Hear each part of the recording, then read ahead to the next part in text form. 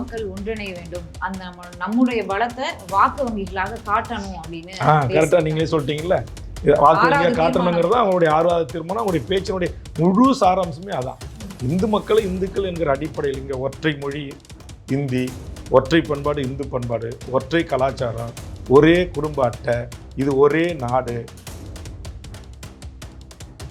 அரசு என்றாலே அது மதச்சார்பின்மை அரசு. கண்டிப்பாக இந்த அறநிலைத்துறை அப்படி ஒரு மாநாட்டை நடத்திருக்க கூடாது. முருக பக்தர்கள் நடத்தலாம், ட்ரஸ்டிஸ் இருப்பாங்க, அங்கே பக்தர்கள் இருப்பாங்க, அவர்கள் ஒன்று கூடி நடத்துவாங்க. ஆனால் அதை ஒரு அமைச்சரே அதை அறிவித்து ஒரு அமைச்சரே அதை நடத்தியதில் தமிழக வாழ்வுரிமை கட்சி உடன்பாடு இல்லை. அதே திருமலையில் தான் சிதம்பரத்தினுடைய நந்தன் வாயிலை திறக்க வேண்டும் என்று சொல்கிறார், திறந்து கொடுங்க. நாங்கள் கோவிலுக்கு போனால் அண்ணாமலையார் உள்ள போய் நீங்க சொல்லக்கூடிய குறிப்பிட்டவர்கள் மட்டும் அங்கே போய் உட்காரலாம், மற்றவர்களுக்கு உள்ள அங்கே அனுமதி இல்லை. இந்த நாட்டுடைய முதல் குடிமகனுக்கே அனுமதி இல்லை.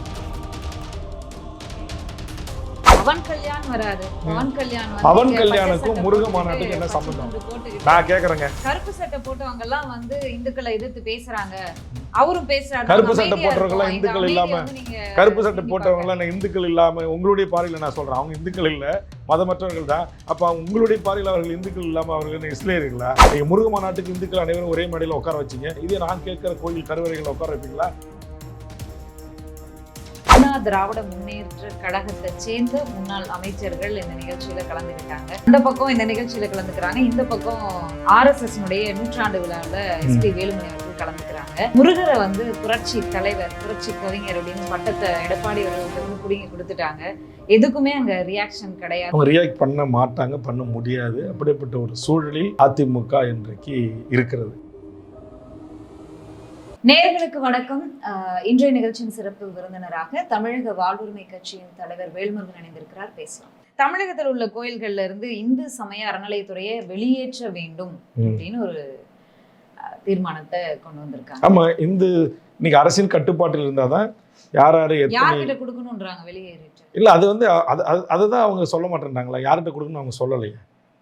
அவங்களுடைய பாணி RSS கையில கொடுக்கணும், இந்து அமைப்புகள்கிட்ட கொடுக்கணும், அல்லது ஆண்டாண்டு காலமாக கோவிலை தன்வசைப்படுத்தி வைத்திருக்கிற ஒரு குறிப்பிட்ட சமூகத்திற்கு கையில் கொடுக்கணும் அப்படின்றதான். ஏன்னா இன்னைக்கு இந்தியாவிலேயே தமிழ்நாட்டில் தான் இந்து அறநிலைத்துறைக்கு என்று பல முருக பக்தர்கள் தொடங்கி எல்லா சிறுதை வழிபாட்டு வணங்குகின்ற வரையிலும் பல்லாயிரக்கணக்கான சொத்துக்களை இஸ்லாமியர்கள், கிறிஸ்துவர்கள் கூட வழங்கியிருக்கிறார்கள் கொடையாக. ஆக அதையெல்லாம் ஒரு அரசு கட்டுப்பாட்டில் ஒரு துறையாக உருவாக்கி அதை முறையாக அரசு அதிகாரிகளை கொண்டு நிர்வகித்து நிர்மாணம் செய்து அதை முறையாக கணக்கு வழக்குகளை பொதுவெளியில் அரசு காட்டி வருகிறது. ஆனா இந்து சமய அறநிலையத்துறை திமுக ஆட்சியில சரியாக செயல்படல அப்படிங்கிற குற்றச்சாட்டும் இல்லை. எந்த திமுக ஆட்சியில துறைகள் சரியாக செயல்படாமல் இருக்கலாம், அதுக்காக அந்த துறையே இல்லாமல் ஆக்கி கபலீகரம் செய்து தனதாக்கி கொள்ள முயற்சிக்கிறாங்கல்ல. இது நான் என்ன சொல்றேன், அந்த துறையை மேம்படுத்துவதற்கு ஆலோசனை சொல்லுங்க.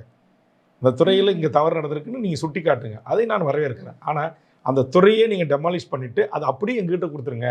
இப்போ சிதம்பரம் நடராஜர் கோயில் இருக்குன்னாக்கா அதுக்கு ஒரு 5000 ஹெக்டர் நிலம் இருக்குது. இப்போ திருவாரூரை ஆதீனம் கோயில் இருக்குது அப்படின்னா தென்காசியில் அதுக்கு ஒரு 10,000 ஏக்கர் நிலங்கள் இருக்குது. அப்போ இதையெல்லாம் முறைப்படுத்தி அந்தந்த மடாதிபதிகள், அந்தந்த கோவில் ட்ரஸ்டிகள், அங்கே இருக்கிற இந்த அறநிலையத்துறை கண்காணிப்பில் அதை முறைப்படுத்துகிறாங்க. நீங்கள் உங்கள் ட்ரஸ்ட்டுக்குரியதை எடுத்துங்க, அரசுக்கு செலுத்த வேண்டியதை செலுத்துங்க அப்படின்றாங்க. அரசினுடைய கோவில், நேரடிக்கு இருக்கிற கோயிலில் லட்சக்கணக்கான ஏக்கர் விவசாய நிலங்கள் இருக்குது, லட்சக்கணக்கான வீடுகள், கடை, வணிகங்கள் இருக்குது. அதில் வாடகை, நிரந்தர குத்தகை இந்த மாதிரி விட்டு அந்த வருமானத்தை செய்து அந்த கோவில்களை இன்றைக்கி நம்ம திருச்செந்தூர் கோயிலில் சிவநாடார் அவர்களுடைய பங்களிப்பில் ஒரு 200 கோடி ரூபாயும், தமிழ்நாடு இந்த அறநிலையத்துறை வருமானத்திலிருந்து ஒரு 300 கோடி ரூபாய், இன்றைக்கி 500 கோடி ரூபாயில் பல்லாயிரக்கணக்கான மக்களுக்கான அடிப்படை வசதிகள், கழிவறையில் தொடங்கி தங்குற விடுதியிலிருந்து அவர்கள் பயணிக்கிற எல்லா விதமான ஏற்பாடுகளும், அமர்வதில் 24 மணி நேரம் இலவசமாக உணவு வழங்குவதில் இன்றைக்கி எல்லா கோயில்களும் நடந்துட்டு. இப்போ நான் நேற்று கூட கடந்த கமிட்டி அரசு உரிமை குழுவின் சார்பாக திருவண்ணாமலைக்கு போயிட்டு வந்தேன். அங்கே பக்தர்கள் நிழலில் உட்கார்றதுக்கான இருக்கைகள், அவங்களுக்கு மோர், அவங்களுக்கு 24 மணி நேரம் எப்போ போனாலும் அவர்களுக்கான நல்ல தரமான, நம்ம வீட்டில் சாப்பிட்ற மாதிரியான தரமான நல்ல அரிசி, வடை, பாயசம், அப்பளம், சாம்பார், ரசம். நான் பல்லாயிரக்கணக்கான மக்கள்கிட்ட போய் நான் கேட்குறேன், உங்களுக்கு ஏதாவது குறை இருக்கா, இங்கே ஏதாவது அரசு ஏதாவது இந்த இடத்துல ஏதாவது உங்களுக்கு வேறு செய்யணுமாங்க, அதெல்லாம் எந்த குறையும் இல்லைங்க, நல்லாவே கவனிக்கிறாங்க அப்படின்னு சொல்லக்கூடிய எல்லா அன்னதான திட்டங்களையும் நான் போய் பார்வையிடுறேன். தமிழ்நாட்டில் 38 மாவட்டங்களுக்கும் ஆய்வு செய்து 38 மாவட்டங்கள் இருக்கிறத பிரதான இந்த அறநிலைத்துறை கோவில்களில் இருக்கிற கட்டுப்பாட்டில் இயங்குகிற கோயில்களை நான் போய் ஆய்வு செய்து அங்கே வந்த பக்தர்கள்கிட்ட ஏதாச்சும் உங்களுக்கு பிரச்சனை இருக்கா சொல்லுங்க அப்படின்னு கேட்குறேன். யாருமே என்கிட்ட அப்படி சொல்லலை. எதையுமே ஊடக பத்திரிகைகள் நேரடியாக ஒளிபரப்பு செஞ்சுருக்காங்க. ஆனால் பிரச்சனை யாருக்கு இருக்குன்னா, அந்த வருமானத்தை தனதாக்கி கொள்ளுகின்ற இந்து என்கிற பெயரில் தனதாக்கி கொள்ளுகின்ற ஒரு கூட்டம் இதற்கு எதிராக கருத்தை சொல்லிக் கொண்டிருக்கிறார்கள். நான் தான் சிதம்பரம் நடராஜா கோயிலை அரசு எடுத்து கட்டுப்பாட்டில் அதை நடத்தணும்னு சொல்லி நான் தான் சட்டமன்றத்தில் பேசி சட்டமாக்கி திமுக ஆட்சியில் கலைஞர் அவர்கள் உத்தரவு போட்டு அரசு எடுத்தோம். ஆனால் அதை அங்கிருப்பவர்கள் உச்சநீதிமன்றம் வரையிலும் சென்று இன்றைக்கு அதுக்கு தடை வாங்கி அங்கே வருகின்ற வருமானத்தை முழுவதுமே அரசு கணக்கில் காட்டாமல் அரசு HRNC இணை ஆணையர் துணை ஆணையரை அங்கிருந்து வெளியேற்றியிருக்கிறார்கள். ஆக இது எல்லாம் எதற்கு என்று சொன்னால், இன்னைக்கு லட்சக்கணக்கான கோடிகள், உங்களுக்கு தெரியும் நிறைய கோவில்களில் இன்னைக்கு இந்த அறநிலைத்துறையினால் அங்கிருந்த தங்கம், வைரம், வைடூரியம், அணிகலன்கள் களவாடப்பட்டிருக்குதா? இல்ல, அப்படி செய்தி இருக்குதா? கண்டுபிடிக்கப்பட்டு இப்ப செய்திகளா வந்துட்டு இருக்கு. கண்டுபிடிக்கப்பட்டு வெளிநாடுகள்ல இருந்து நாம் இன்னைக்கு கொண்டு வந்து தமிழ்நாடு அரசு கோவில்களில் நம்ம திரும்பவும் அதை வச்சிருக்கிறோம். ஆனால் அங்கே அது களவாடப்பட்டதிலிருந்து, அது காணாமல் போனதிலிருந்து இன்று வரையும் கண்டுபிடிக்க முடியாத அளவுக்கு இருப்பதற்கு யார் காரணமானவர்கள்? நீங்கள் சொல்கிற இந்த ரொம்ப அதிதீவ பக்தர்கள் என்று சொல்லக்கூடியவர்களும் இந்த கோவிலே எங்களுக்கு தான் சொந்தம் என்று கொண்டாடக்கூடியவர்களால் தான் இது நடந்திருக்க தவிர, எனக்கு தெரிந்த அரசின் சார்பாக இந்த அறநிலைத்துறை அதிகாரிகள் விரல் விட்டு எண்ணக்கூடிய அளவிலே அது போன்ற தவறு எங்கேயோ அங்கொன்று இருந்திருக்கலாம், நான் மறுக்கலை. ஆனால் அப்படி இல்லை. ஆனால் யார் இதில் இன்னைக்கு இதெல்லாம் நாங்கள் எடுத்துக்கணும், எங்கள் கட்டுப்பாட்டுக்கு வரணும், இந்த அறநிலைத்துறையை வெளியேறணும், கோவில்களிலிருந்து வெளியேற்றுவோம் என்று அச்சிராஜா போன்ற சர்மாக்கள் குரல் கொடுக்கிறார்கள்ல, அவர்களில் ஒருவராக இருப்பவர்கள் வேண்டுமானால் இந்த குற்றங்களில் ஈடுபட்டிருக்கலாம். ஆனால் என்னை பொறுத்தவரையில் ஒரு அரசு பெரும்பான்மை மக்களிடமிருந்து வரப்படுகின்ற நிதியை கொண்டு நிர்வகிப்பதற்கு அரசு இயந்திரம் தான் முறையாக அதை நிர்வகிக்க வேண்டும். அந்த துறை அமைச்சர் தான் சட்டமன்றத்தில் இத்தனை கோவில்களை குடமுழுக்கு செய்திருக்கிறோம், இத்தனை கோவில்களில் இவ்வளவு வருமானம் வந்தது, இதை நாங்கள் செலவிருக்கிறோம் என்று குறைந்தபட்சம் ஒரு அரசினுடைய பார்வையில், அரசினுடைய மேற்பார்வையில், அரசினுடைய கட்டுப்பாட்டில் இருந்தால் தான் அது ஒரு முறையாக இயங்கும். அதைத்தான் தமிழ்நாடு நம்முடைய முன்னேற்றியர்களாக இருந்த முதலமைச்சர்கள், அமைச்சர் பெருமக்கள் இருக்கின்ற ஒரு தமிழ்நாடு இந்த அறநிலைத்துறை என்று ஒரு துறையை உருவாக்கி அதற்கான IAS அதிகாரிகளை செயலாளர்களாக நியமித்து, ஆணையர்களாக IAS அதிகாரிகளை நியமித்து, தமிழ்நாடு முழுக்க மாவட்டத்திற்கு ஒரு இணை ஆணையர்கள், துணை ஆணையர்கள், உதவி ஆணையர்கள், EO என்று சொல்லக்கூடிய எக்ஸிக்யூட்டிவ் அலுவலர்களை நியமித்து முறையாக அதை கண்காணித்து வருகிறார்கள். ஆனால் அதை தனதாக்கி கொண்டு அதில் கொள்ளை லாபம் அடிக்க வேண்டும், முழு கோவில் வருமானத்தையே தனதாக்கி கொள்ள வேண்டும் என்கிற ஒரு கூட்டத்தினுடைய கூப்பாடு தான் இது. கடைசியா இந்து மக்கள் ஒன்றிணைய வேண்டும், அந்த நம்முடைய பலத்தை வாக்கு வங்கிகளாக காட்டணும் அப்படின்னு கரெக்டா நீங்களே சொல்லிட்டீங்கல்ல. வாக்கு வங்கியா காட்டணுங்கிறது அவங்களுடைய ஆர்வாத தீர்மானம், அவங்களுடைய பேச்சினுடைய முழு சாராம்சமே அதான். இந்து மக்களை இந்துக்கள் என்கிற அடிப்படையில் இங்க ஒற்றை மொழி இந்தி, ஒற்றை பண்பாடு இந்து பண்பாடு, ஒற்றை கலாச்சாரம், ஒரே குடும்ப அட்டை, இது ஒரே நாடு, இங்கே இந்துக்கள் மட்டும்தான் வாழணும், இந்துக்களை பிரதிநிதியாக கொண்டு தான் இன்றைக்கி 1000க்கும் மேற்பட்ட இருக்கைகள் கொண்ட இந்திய நாடாளுமன்றம் கட்டப்படுகிறது. அதேமாரி நாடாளுமன்ற, சட்டமன்ற, உள்ளாட்சி தேர்தல் எல்லாம் ஒரே தேர்தலாக நடத்தணும். அப்புறம் நாளைக்கு எல்லாம் இங்கே இந்துக்கள் மட்டும்தான் வாக்களிக்கணும். இது எல்லாம் இவருடைய அஜெண்டா. அந்த அஜெண்டா ஏற்கனவே உங்களுக்கு தெரியும், பகத் போன்றவர்கள்லாம் RSS தலைவர்கள்லாம் டிக்ளேர் பண்ணியிருக்காங்க. இன்றைக்கும் ஒன்றிய அமைச்சரவையில் இருக்கக்கூடிய சில அமைச்சர்கள் எல்லாம் பகிரங்கமாக பேசுகிறாங்க, இஷ்டம் வந்து அங்கே இருங்க இல்லைன்னா கிளம்புங்க அப்படின்னு இஸ்லாமியர்களை பார்த்து சொல்கிறது, கிறிஸ்தவர்களை பார்த்து சொல்கிறது. இது எல்லாம் நான் சொன்ன உலகளாவிய இந்தியாவிற்கென்று இருக்கிற புகழ் இருக்கிறது அல்லவா. ஒரு மிகப்பெரிய ஜனநாயக நாடு, பேச்சுரிமை, எழுத்துரிமை, வழிபாட்டு உரிமை, மொழி சிறுபான்மையாக இருந்தாலும் அவர்களுக்குரிய அங்கீகாரமும் மதிப்பளிக்கப்படும் என்கிற இந்த தனித்துவத்தை உடைத்து குட்டிச்சராக்குகின்ற ஒரு கூட்டத்தினுடைய கூப்பாடு தான் இதெல்லாம். இப்போ கடைசி அண்ணாமலை அவர்கள்லாம் பேசியிருக்காரு. பேசும்போது அவங்க முன்வைக்கிறது என்னன்னா, இது முருகனை முதல்ல எங்களுக்கு முன்னாடி கையில் எடுத்தது திமுக தான், சேகர் பாபு ஒரு முருகன் மாநாடு நடத்துறாரு, அதை யாரும் விமர்சிக்க மாட்டேங்கிறீங்க, அது அரசியல் மாநாடுன்னு சொல்ல மாட்டேங்க, நாங்க நடத்தினா மட்டும் அது அரசியல் மாநாடா? ஒரு அரசு, எனக்கு கூட அதில் உடன்பாடு இல்லை தான். ஒரு அரசு என்றாலே அது மதச்சார்பின்மை அரசு. கண்டிப்பாக இந்த அறநிலைத்துறை அப்படி ஒரு மாநாட்டை நடத்தியிருக்க கூடாது. அது முருக பக்தர்கள் நடத்தலாம், அல்லது அந்தந்த ஊரில் இருக்கிற கோவில்களை கட்டி நிர்வகித்து வருகின்ற அந்த பொதுமக்கள் எல்லா ஊர்லேயும் குடமுழுக்கு நடத்துகிறார்கள், ட்ரஸ்டிஸ் இருப்பாங்க, அங்கே பக்தர்கள் இருப்பாங்க, அதுக்கான தொடர்ந்து நன்கொடை அளித்த நன்கொடையாளர்கள் இருப்பாங்க, அவர்கள் ஒன்று கூடி நடத்துவாங்க. அதை HRNC எல்லா கோவில்களையும் அது நடைபெற்று கொண்டு தான் இருக்கிறது. அதை அந்த EOவில் தொடங்கி ஆணையர் வரையிலும் மேற்பார்வையிடுவாங்க. இதுதான் வழக்கம். ஆனால் அதை ஒரு அமைச்சரே அதை அறிவித்து ஒரு அமைச்சரே அது நடத்தியதில் தமிழக வாழ்வுரிமை கட்சிக்கு உடன்பாடு இல்லை. இதை ஏற்கனவே நான் சுட்டிக்காட்டி கண்டித்திருக்கிறேன். ஆக ஒரு அரசு தன் கட்டுப்பாட்டில் இருக்கிற கோவில்களில் ஒரு விழா எடுத்தார்கள் என்பதற்காக நாங்கள் இந்து முன்னணி எடுப்போம், RSS எடுப்போம், இந்து ராஷ்டிர அமைப்புகள் எடுப்போம், நான் விஹெச்பி எடுப்போம் அப்படி என்று சொல்லிக்கொண்டு ஆளாளுக்கு கிளம்பி விட்டார்கள் என்று சொன்னால் இங்கு அமைதியின்மையே இருக்காது. இங்கே வந்து ஒரு மிகப்பெரிய பதட்டம் உருவாகும். ஏற்கனவே உங்களுக்கு தெரியும் ஆர்எஸ்எஸ் பேரணி எதை நோக்கி போவாங்க, பள்ளிவாசலை நோக்கி மசூதிகளை நோக்கி தான் போவாங்க. இல்ல இப்படிலாம் பல்வேறு விமர்சனங்களை வச்சீங்க நீங்க உட்பட இந்தியா கூட்டணியில இருக்கக்கூடிய எல்லாருமே. ஆனா நேற்றைக்கு அந்த மாநாடு முடிஞ்ச உடனே மைக்ல ஒரு வார்த்தை சொல்றாங்க, அவங்கவங்க அமர்ந்திருந்த சேரை அருகில் இருக்கிற சேரை அழகா அடுக்கி வச்சுட்டு போங்கன்னு. இவங்க குறைஞ்சது ஒரு 10-15 சேரை ஒவ்வொரு நபரும் அடுக்கி வச்சுட்டு அழகா அமைதியா கலைஞ்சு போறாங்களே. இல்லை, நான் தான் சொல்றேனே, அது அவர்கள் முருக பக்தர்கள், அவர்கள் சைவ சித்தாந்த நெறிகளை உள்வாங்கியவர்கள். நான் ஏற்கனவே சொன்னது போல 6 படைகளையும் ஒரே இடத்தை பார்க்கலான்னு வந்த ஒரு கூட்டம், கடவுள் பக்தியின்பால் வந்த ஒரு கூட்டம். நான் மறுக்கல. அந்த கூட்டத்தை நீங்க மேடையில சொல்லி தான் அவங்க அந்த இருக்கையை எடுத்து மடிச்சு வைக்கிறாங்க. இப்போ எங்க கூட்டங்களை நாங்கள் சொல்லவே தேவையில்லை. அவங்க அழகா எடுத்து மடிச்சு வைப்பாங்க. அங்கே வாட்டர் பாட்டில் கிடந்தால் அதை எடுப்பாங்க, குப்பைகள் இருந்தால் எடுப்பாங்க. இது பல அரசியல் கட்சிகளும் கூட அமைப்புகளும் கூட இங்கே பெரியாரி அமைப்புகள், தமிழ் தேசிய அமைப்புகள், அரசியல் கட்சிகள் இதை செய்கிறாங்களே. இது என்ன சொல்லி தான் செய்யணும்னு அவசியம் இல்லையே.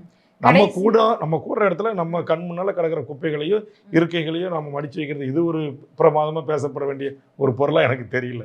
இல்லை, இந்து மக்கள் கட்சியின் மாநாடு நடத்தினாவே, ஒரு நிகழ்ச்சி நடத்தினாவே அங்கே கலவரம் வெடிக்கும் அப்படிங்கிற அளவுக்கு தான் எதிர்த்தரப்புல இருக்கிறவங்க விமர்சிச்சுட்டு இருந்தாங்க. ஆனால் அமைதியாக வந்து நடத்தியிருக்காங்களே அப்படிங்கிற ஒரு கேள்வி. அமைதியாக எங்கள் தமிழ் கடவுளான எங்கள் முருகப்பெருமானை ஒரே இடத்தில் சந்திப்பதற்கு வந்து கூடி கலந்து அந்த மக்கள் அமைதியானவர்கள், அதனால அமைதியாக கலந்திருக்கிறார்கள். நீங்க இந்து மக்கள் கட்சி என்கிற கட்சி தனிப்பட்ட முறையில் நடத்துகிற கட்சி கூட்டங்களில் ஆர்ப்பாட்டங்களுடைய பேச்சும் அவர் கூடுகின்ற போது வைக்கப்படுகின்ற கோஷங்களும் எவ்வளவு மோசமானது என்பதை நீங்களும் அறிவீர்கள், நானும் அறிவேன். கடைசியா அரசியல் மேடை இல்லைன்னு சொல்லிட்டு பல விஷயங்களை பேசினாங்க. குறிப்பிட்டு பேரை மட்டும் குறிப்பிடாம பேசியிருக்காங்க.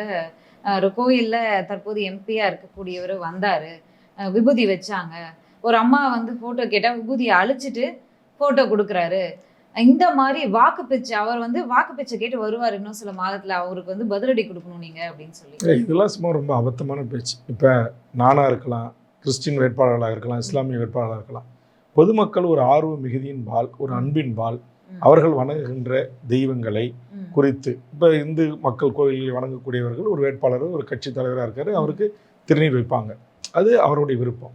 இப்போ கிறிஸ்டின்ஸ் இருந்தாங்கன்னா அவங்க அந்த எம்பளம் போட்டதை கொண்டு வந்து கழுத்தில் மாட்டுவாங்க.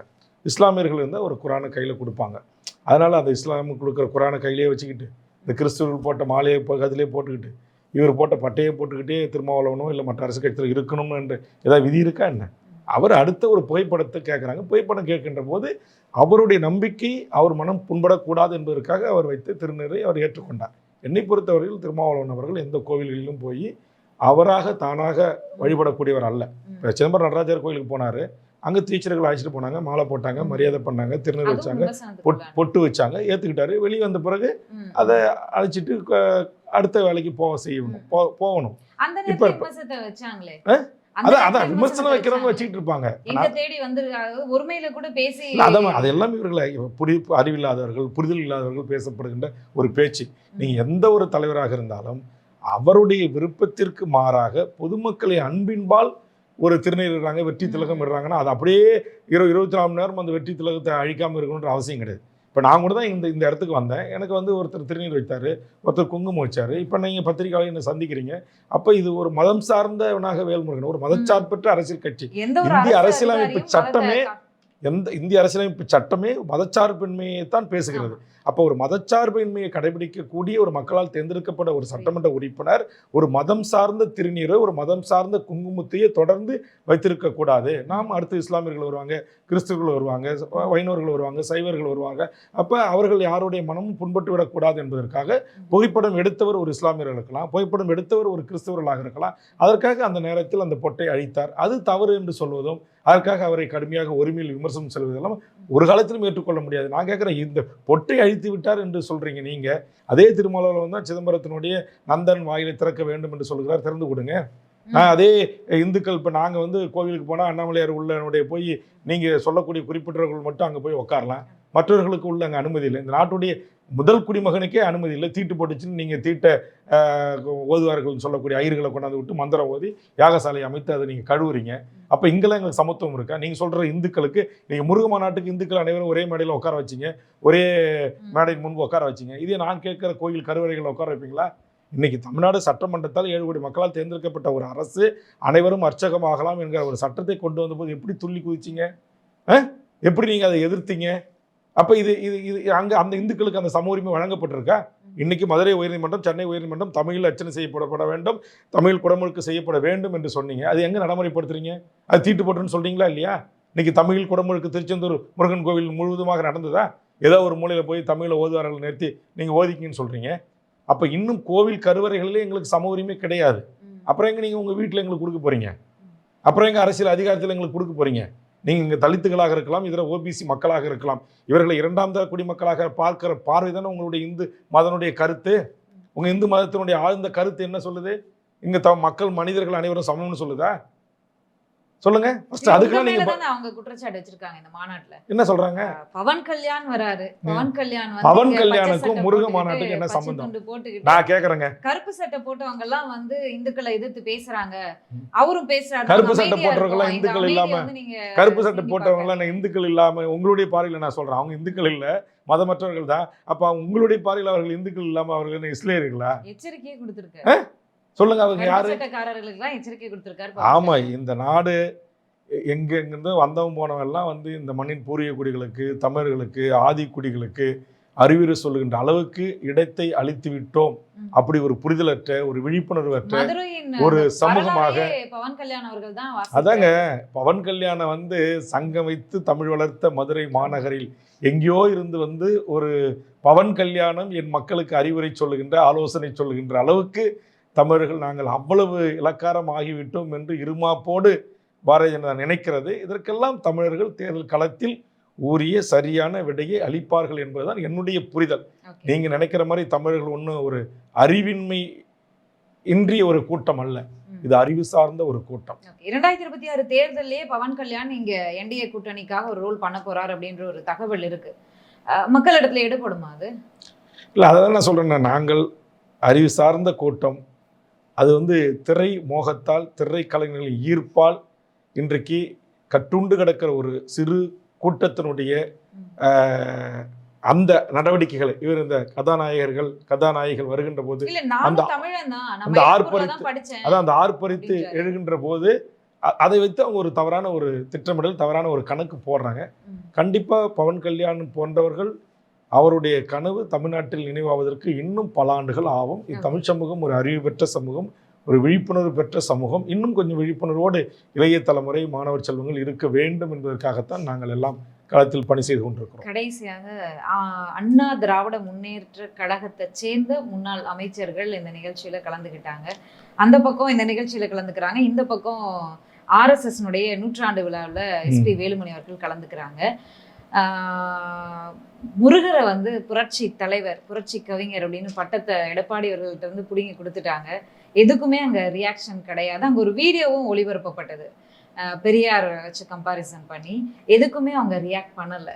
அவங்க ரியாக்ட் பண்ண மாட்டாங்க, பண்ண முடியாது. அப்படிப்பட்ட ஒரு சூழலில் அதிமுக இன்றைக்கு இருக்கிறது. காரணம், முன்னாள் அமைச்சர் பெருமக்களிலிருந்து, முன்னாள் முதலமைச்சரிலிருந்து இந்தியாவின் பல மாநிலங்களை தனதாக்கி கொள்ளுகின்ற, பல கட்சிகளை தனதாக்கி கொள்ளுகின்ற, அல்லது பல கட்சிகளை உடைத்து சுக்குநூறு ஆக்குகின்ற இந்த RSSனுடைய வேலை திட்டம், பாரதிய ஜனதா என்கிற அரசியல் கட்சி இன்றைக்கு இந்தியாவை ஆண்டு கொண்டிருக்கிறது. அந்த ஆண்டு கொண்டிருக்கிற அரசியல் கட்சியின் கைப்பையாக இன்னைக்கு வருமான வரித்துறை, அமலாக்கத்துறை, சிறப்பு புலனாய்வு குழு அவர்களின் கட்டுப்பாட்டில் இயங்குகிறது. அதனால் அவர்களுக்கு அடிபணிந்து கட்டுப்பட்டு அவர்கள் சொல்வதை கேட்டு அல்லது வாயிருந்தும் மௌனியாக, காதிருந்தும் செவிடர்களாக, கண்ணிருந்தும் குருடர்களாகத்தான் அவர்கள் செய்கின்ற அநியாயங்களை, அக்கிரமங்களை, அட்டுழியங்களை கேட்க வேண்டிய ஒரு நிர்பந்தத்திற்கு இன்றைக்கு ஆண்ட அரசியல் கட்சிகள், ஆளுகின்ற அரசியல் கட்சிக்கு ஒரு நிர்பந்தம் இருக்கிறது. இந்த என்னைக்கு இந்த 2014 பாரதிய ஜனதா ஆட்சி பொறுப்புக்கு வந்து நரேந்திர மோடி, அமித்ஷா நாட்டுடைய மிக உயர்ந்த பதவிகள் அடைந்தார்களோ அன்றையிலிருந்து இங்கு இந்தியாவில் இதுதான் நடைபெறுகிறது. இதை கேட்டு உங்களை போன்ற பத்திரிகையாளர்களோ, எழுத்தாளர்களோ, சிந்தனையாளர்களோ பேசினால், எழுதினால் அவர்கள் கொலை செய்யப்படுவார்கள். கல்முறைகளில் தொடங்கி உங்களுக்கு தெரியும், இங்கே சமூக மாற்றத்திற்கான தலைவர்கள், சிந்தனையாளர்கள் கொலை செய்யப்படுவார்கள், மிரட்டப்படுவார்கள். ஆக உயிருக்கு எந்த நேரத்திலும் உத்தரவாதம் இல்லாத ஒரு சூழல். இந்தியாவில் நடமாடவே முடியாது, வெளிநாடுகளுக்கு செல்ல முடியாது, தடை விதிப்பார்கள், பாஸ்போர்ட்டை பறிமுதல் செய்வார்கள், வீடுகளை இழுத்து பூட்டி சீல் வைப்பார்கள், அவருடைய அலுவலகங்களை இழுத்து பூட்டி சீல் வைக்கப்படும். ஆக இது எல்லாம் இந்த மண்ணில் ஒன்றிய பாரதிய ஜனதா அரசால் திட்டமிட்டு இங்கு நடந்தேறி வருகிறது. அதனால் அவங்களுக்கு வேற வழி இல்லை. அவர்கள் நீங்கள் சொன்னது போல் அவர்களுக்கு தெரியும் இது வந்து தமிழர் நிலத்திற்கு, தமிழர் மண்ணுக்கு இது ஏற்புடையதல்ல, இதை நாம் கண்டிக்க வேண்டும் என்று அவருடைய ஆழ்மனதும் தெரிவித்தாலும் கூட, ஆனால் அவர்களை கட்டுப்படுத்தி வைத்திருக்கிற நான் சொன்ன இந்த 3 அரசு துறை இருக்கிறது அல்லவா, அதற்காக அவர்கள் மௌனம் காத்திருக்கலாம்.